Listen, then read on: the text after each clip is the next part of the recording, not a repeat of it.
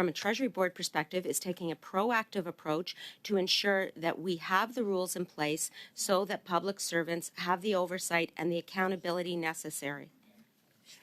I would say that is far more reactive. Now, the Department of National Defence say that there are no rules, and I will, of course, remind the Canadian public that this was the station you held prior to being in this position, no rules stopping a federal government employee in having contracts with the government.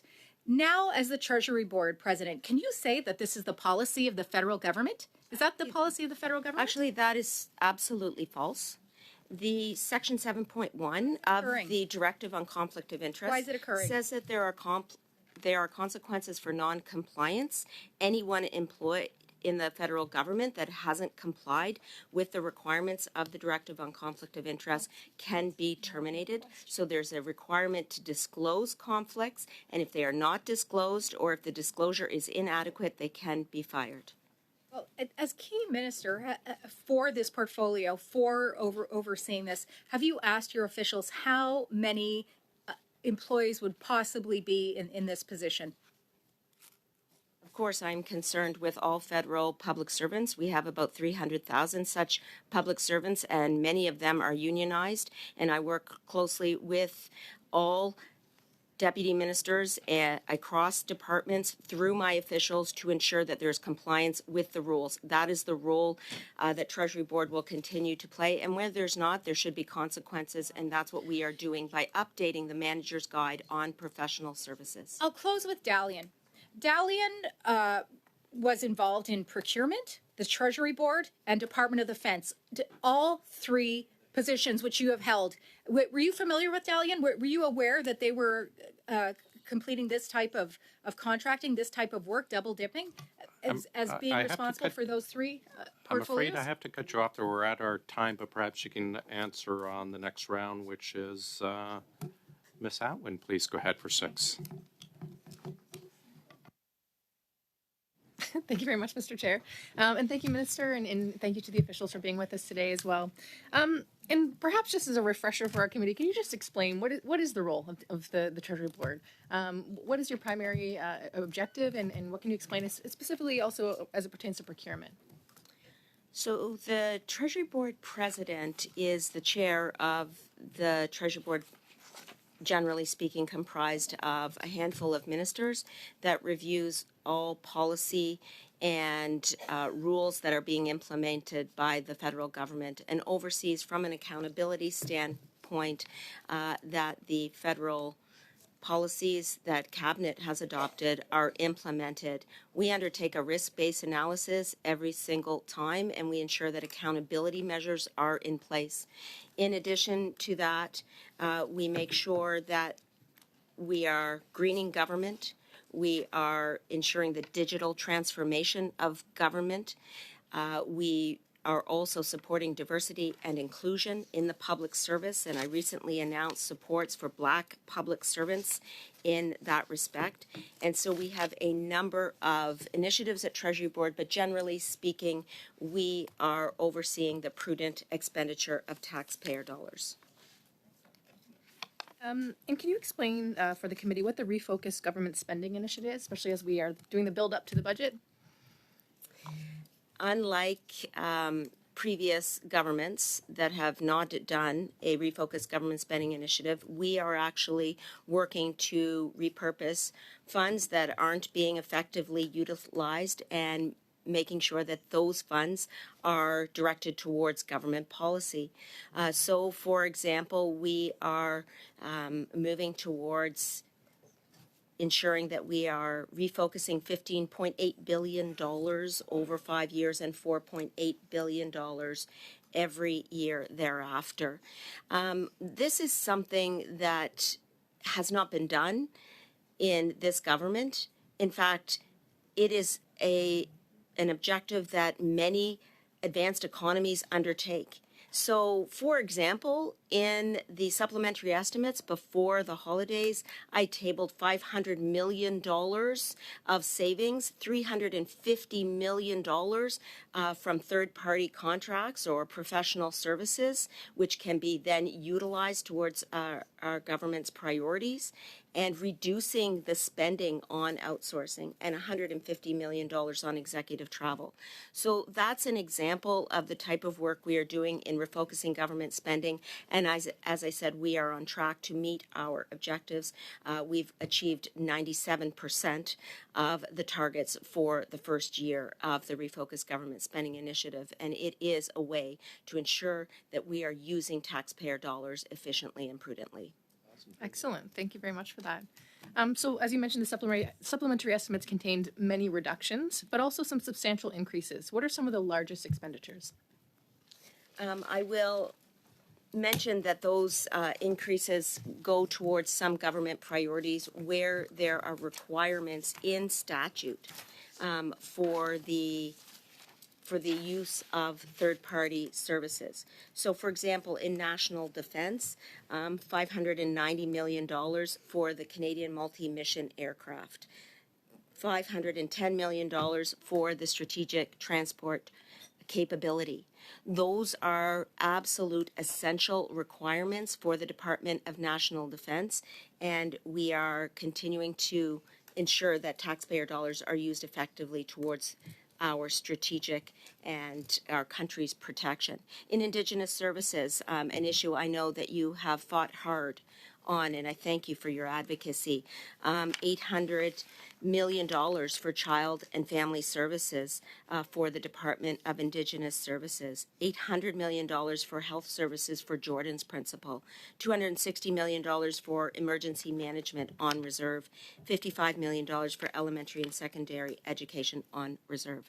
I want to stress that our government's priorities, including reconciliation, including an economy and an environment that respects the sustainability of our future, is top of mind, as well as helping our country's most vulnerable, as we do in the Canada Child Benefit and old age security and $10 a day childcare. Excellent. Thank you so much. My time is quickly going away here, but so mitigating the negative impacts of climate change is becoming increasingly costly as natural disasters occur more frequently and with increased severity. What is the Treasury Board doing to help Canada reach its carbon emissions reductions target? Well, as I said, to the question about what does Treasury Board do, we are the overseer of taxpayer dollars before a program that has been approved goes out the door. And the work we are doing on environmental sustainability through the power grid, through the EV battery plants, and through the carbon rebate are important examples of the work that we are doing in this area. Excellent. Thank you. Thanks very much. Mrs. Vignola, please. Thank you very much. Thank you, Ms. Anand. Thank you to your officials for coming today. My first question is about conflict of interest, or at least appearances of conflict of interest. And here's my question. Let's suppose that a contractor, for example, is working with Rivecan or is responsible for something to do with AI. Let's suppose that contractor has a brother who works in national defense. Does that brother have to tell their employer that they have a brother who has a contract with national defense? Je voudrais dire que I would say that all employees, when they sign their contract, have to inform their department heads of any jobs that may involve a conflict of interest or give rise to a conflict of interest with their brothers or sisters or parents.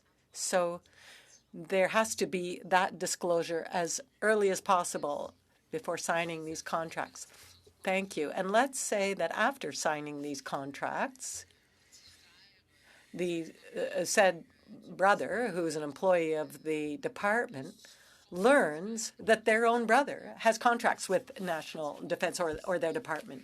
So if that contract has already been signed, does that brother have to make sure that their employer is aware of this, that there may be an appearance of conflict of interest? vous avez raison. Well, you are correct in saying that there has to be a disclosure from all public servants in any department.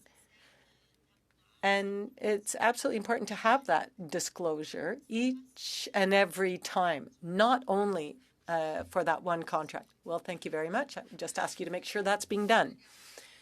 Now, I was looking at the supplementary estimate C. 129 organizations are asking for new amounts.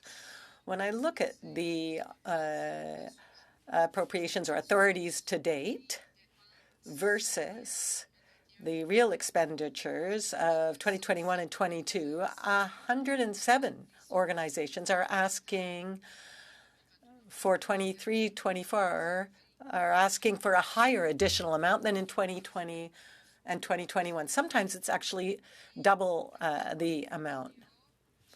On the other hand, there are 22 organizations that have a lower budget, but most of those organizations have to do with or involved with and somehow with heritage or culture and research. Now, you asked for $15 billion in cuts across departments. Why is it mainly culture and heritage and research that are being impacted by these reductions in budgets? C'est pas le cas. Well, that is not the case. Obviously, all departments have to keep these goals in mind. And I've written letters to all the ministers and all the organizations. I did this last summer. And what I said was that there has to be a refocus on our priorities. So that is a balanced approach. Now, that doesn't necessarily mean that it all happens this year, but over 5 years. The amount reduced from each department will be similar. OK, parce qu'en ce moment, Well, thank you. But if we look at pages 16 to 19 or to 110 of the supplementary estimate C, in the last column, when you look at the last and the earlier column, you can see that it's culture and heritage that are affected. So I'm just making the comment, and I hope that won't continue. Because, culture and research are so important. Yes, you're absolutely right. And I'll ask Ms. Boudreau to expand on that. We just want to make sure that this is balanced in the future. I would just add some clarification. The numbers that you gave had a significant amount dedicated to COVID. Now there is less support for COVID being provided by Heritage Canada, and that's why you saw those initial reduction. Yes, but all the others had increases. So, if everyone goes down, if some go down, the others should go down, and same with going back up. Thank you very much. I'll ask another question during the second round. One more il me minute. reste une minute. Génial. I have 1 minute left. Amazing. So you are responsible for applying Bill C-13 on the official languages. However, and I would have many questions about this, but however, the parliamentary secretary is the only one who voted against C-13. Are you comfortable with that? Are you comfortable with the government's decision, and what impact will that have on applying this official languages bill? So thank you very much. My responsibility has to do with services to the public, and I will apply the law, and it is my responsibility to see that that happens. Welcome to OGGO. The floor is yours for 6 minutes, please, sir. Thank you very much, Chair, and I want to thank the President of the Treasury Board for being with us today. It's an important discussion, as I think Canadians across our country are having to deal with the double crisis of affordability. They themselves are having a tough time trying to balance their own books, whether it's rent, food, or trying to just make sure that they have enough money to make it through difficult times. They're finding challenges in trying to tighten their belts. Meanwhile, they see here in Ottawa a very different story, one that says companies were able to access our public service, bid on contracts that were continuous